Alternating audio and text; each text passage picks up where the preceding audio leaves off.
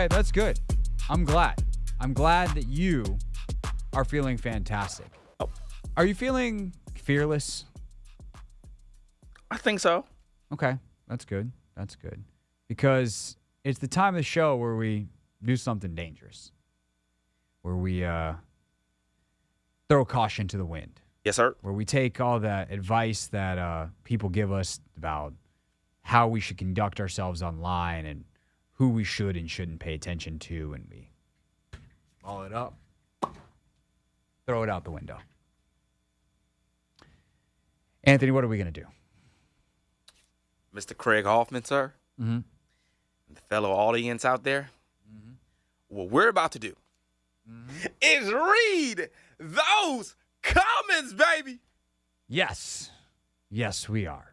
The comments that you, the listening audience, the viewing audience, have left at youtube.com/@CraigHoffman, at youtube.com/@theteam980. And who knows, Anthony, we might get crazy because we do post episodes, the full ones, of Take Command on youtube.com/@1067thefan. We might even read a couple of those. However, start with some comments that were left on a Take Command episode, the most recent Take Command episode on my YouTube page, a clip that we posted about Sam Howell and Jacoby Brissett. Just simply talking about comparing the two performances. You know, at that point, we had seen about 5 practices. Well, 6.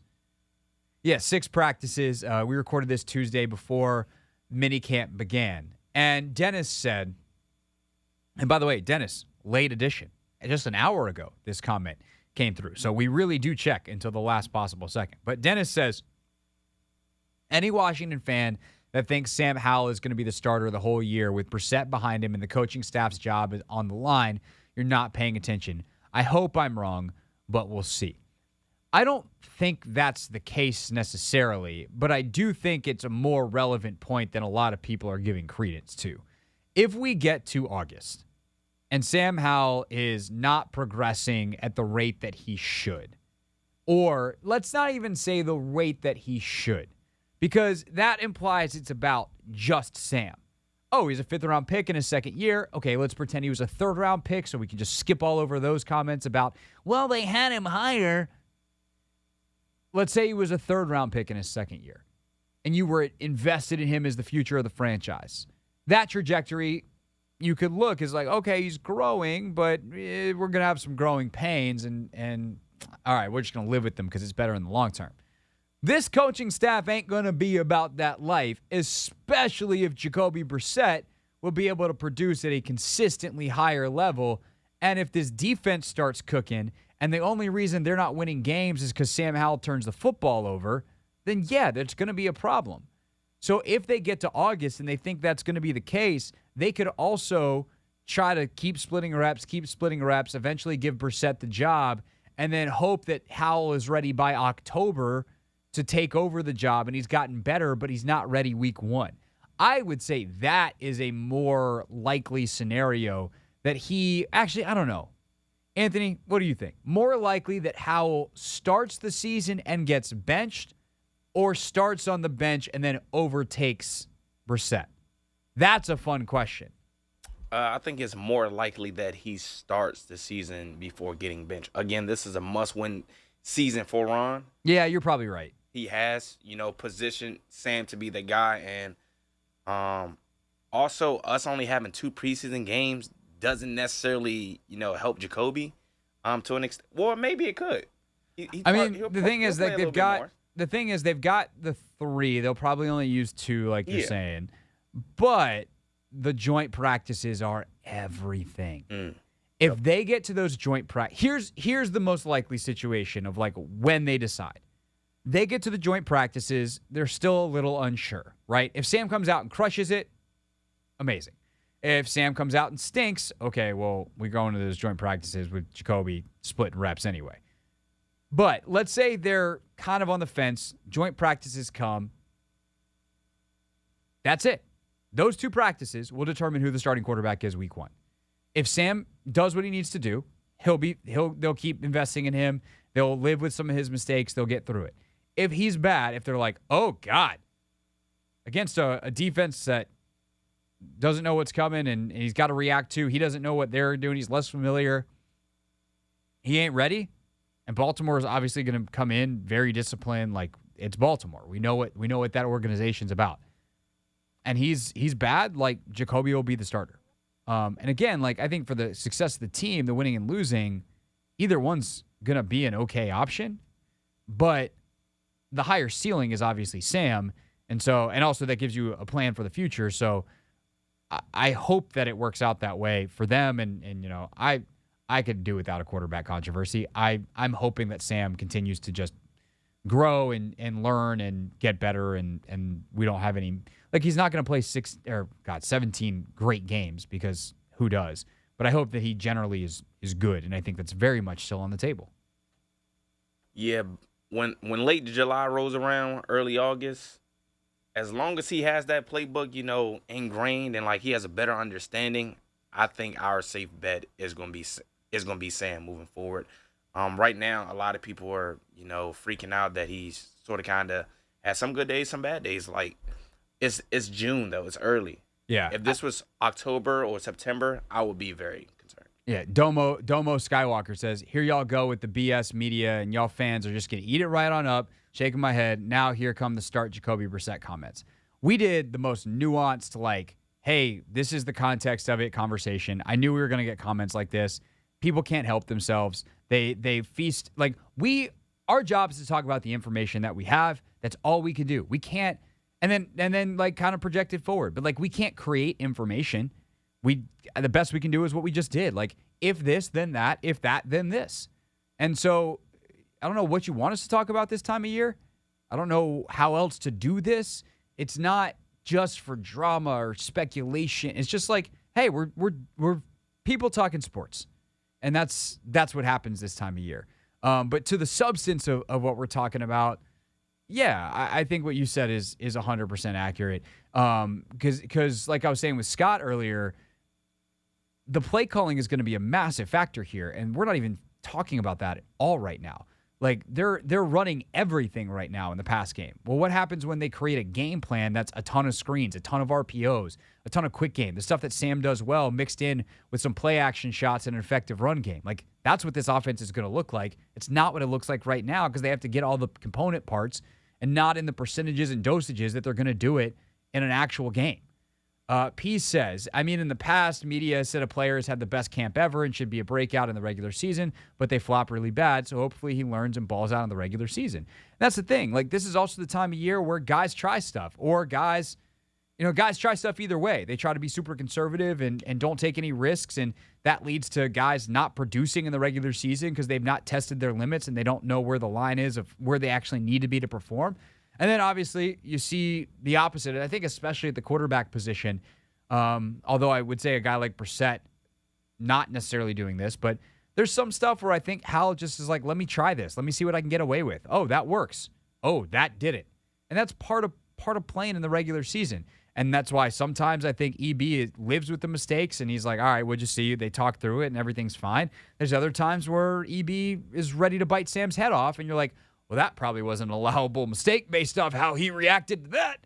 So that's the nature of May. That's the nature of June. And last time I checked, look at the bottom of the computer screen, 6/7/2023. It is indeed still June. John says, I've been saying since Jacoby got here that I wouldn't be surprised if he takes the QB1. He's a good player, and it's his time. Sam will shine and has time on his side. Future is bright. I pulled this comment because I think it's an interesting thought. Doesn't it feel, Anthony, like it's this or never for Sam Howell? Like, not that he's going to be out of the league, but I think that if Sam doesn't win, like, this is the best chance that Sam's probably ever going to have to start outside of injury. Either he's going to prove, like, yep, he's the man, or he's going to be the backup here until his contract runs out, and then he will either stay here or go somewhere else and continue to be a backup. It is not common, and I know what people are going to say. Go ahead, leave your comment about how Sam Howell was the number one guy after his junior year on that one CBS draft board, and they had a higher grade on him and whatever. He ultimately was a 5th-round pick, and picks that are not first and second rounders typically do not get multiple chances to start in the NFL, certainly when they are outliers like Sam Howell, who is much, much smaller than the prototypical NFL size.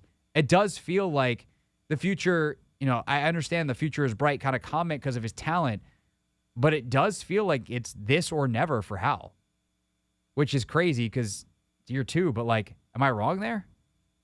I don't think you're wrong at all. I don't take joy in saying that. It's just I think that's the reality. Yeah, I mean, it's because he's also just been hyped up for the last 5 months. Ever since we beat Dallas in Week 18.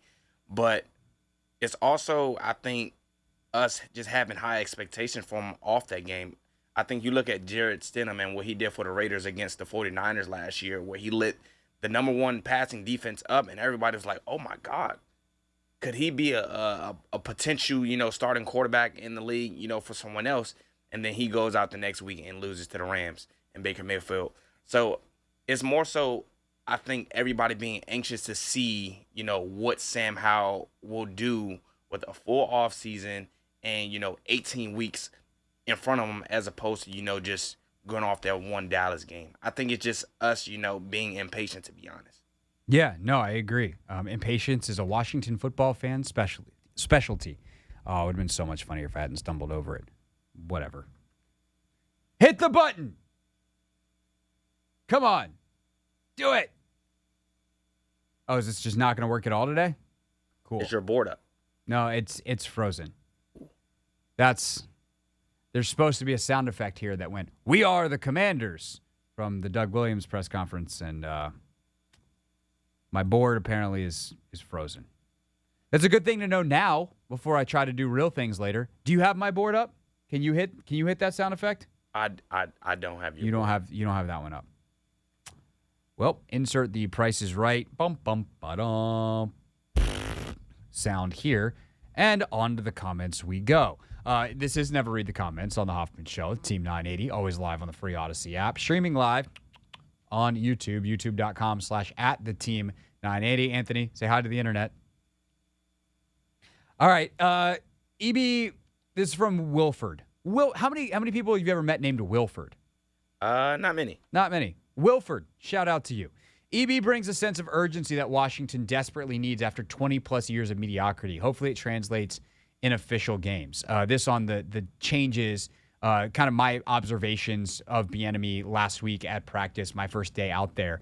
And I think, yes, on the urgency front, and that is coupled with an attention to detail that I think is very different than what they've had here. And there are just not players on the roster that have experienced this. I would imagine if you asked Terry about his time at Ohio State under Urban Meyer, who obviously was a fantastic flaming failure in the NFL, but very successful in college and had a high standard in the whole deal, that this might feel a little more familiar to that or to John Allen and what they experienced at Alabama, et cetera, et cetera. But this is the highest level of coaching, and it combines we must do it right, and we must do it right now. And that is, I think, a little different. I think that there is a time and a place for some of this. Some things as a coach you have to put in your back pocket and be like, we'll discuss that in the meeting room. We don't have time right now. It's not the most effective way. Some things need to get corrected right now. And I think Bieniemy's very, very good at deciding what's what, or doing it multiple times, reinforcing what he says on the practice field in the meeting room. But I think it's just the general attention to detail that if it's not exactly right for no good reason, we're going to do it again and we're going to get it right because there's no good reason that we didn't get it right in the first place. And I think that's a pretty powerful thing that Eric Bieniemy embodies. On Ron Rivera delegating more than ever, the true Obelus, Obelus, O-B-E-L-U-S, the true insert word here, commented and said, Ron isn't a great coach, but he's not stupid. And I'm impressed by his ability to set aside his ego. Finding smarter people than him to run the defense and an offense may allow him to keep his job. I agree with this comment. I don't think Ron Rivera is a spectacular NFL football coach. He obviously was very successful for a long time as defensive coordinator in multiple spots. He has been a very solid NFL head coach. His record in Carolina is what it is, only 3 winning seasons. Some of those, though, were spectacular and just a lot of kind of hovering right around 500 type of years in both Carolina and now in Washington. But he's also not dumb. He has moments where I have no idea what he's talking about, but I have moments where I have no idea what I'm talking about. Most of you also have moments where you have no idea what I'm talking about. But with Rivera, there is a humility that I think is impressive, especially considering he was gifted all of this power. And not just, I shouldn't say gifted. He was given all of this power by Dan Snyder that came with a lot of money and the idea that he was the savior. And to have that put on you and to, on some level, because you accepted the job, believe it, and then eventually go, hey, I might not have all the answers here that I thought I did. I got to start bringing in different people. I think does take a level of humility, does take a level of healthy ego, as in your ego's in a healthy place. And it probably takes some level of reality check where he knows the score now. The same guy that gave him all that power ain't the guy that's going to be running the team, depending on how this New York meeting went today, within the next couple of weeks. So he's got to make sure that he can go to Josh Harris and be like, yeah, no, I made some mistakes in these couple of years, but we're on a really good path now, and I'd appreciate it if you let me run out this ground ball and continue forward on it. Whether he winds up staying as head coach, whether he moves into a front office role is, I would say mostly probably fans have speculated, but like with enough reason, right, with enough logical thought that it's not a crazy idea. So I do think that Ron deserves some credit. There's a little bit arsonist fireman to it, for sure, but he deserves the credit, and on a human level, to have the humility to do that, I think is a good job by him. And, while still having lots of questions about how this all works out, we can applaud him in the moment for that particular good thing. Last but not least, some Wizards thoughts real quick. We had our instant reaction to the Wizards hiring Will Dawkins as GM. Again, if you missed that, check out the video on YouTube, on my page. And remember, tomorrow we will be broadcasting live on the Team 980 for the Wizards introductory press conferences for Michael Winger and Will Dawkins. Noon is when they start here on the Team 980. Then we will have Chris Russell and I on site to do 2-on-1 interviews with Winger, with Travis Schlenk. I think I'm going to sit down with Wes on the side that will air on our show. So lots of coverage of that tomorrow. I'm going to say between 1 and 7 here on the Team 980 for those of you who watch this stuff live. Obviously, if you're watching later on YouTube, go back and check it out because it's probably on YouTube at this point. There we go. I don't know how to pronounce this person's handle, so sorry. But I love this from a Wizards fan. Optimism, actual optimism. We fired Tommy Shepard. We didn't promote Anton Jamison or Amber Nichols or any one of Ted's golfing buddies. Winger, Dawkins, and Schlenk all in the front office. As I said at the time, 3 dudes who could have been the top guy here, and they got all 3 of them. That is epic. Fantastic job. No guarantees it'll work because guarantees don't exist in sports moving forward. All you can do is guarantee that you did the best job that you could right now, and damn, they did a good one. And Edward says, only this is a good little rim shot to end on, Anthony. You ready for this? The only person that can make the Wizards into a winner is Ted Lasso. It's funnier when you laugh into a microphone that's on. Lo siento. Yeah, I know we're doing a lot of video, but we're still a radio show. We are indeed. Yeah. For the record, Anthony did laugh. He just laughed silently. Have you watched Ted Lasso? I haven't watched much of it, but I know the reference. Yeah. Of course, everyone knows the reference. We have got like 4 or 5 episodes left. We kind of are waiting to binge them of the final season.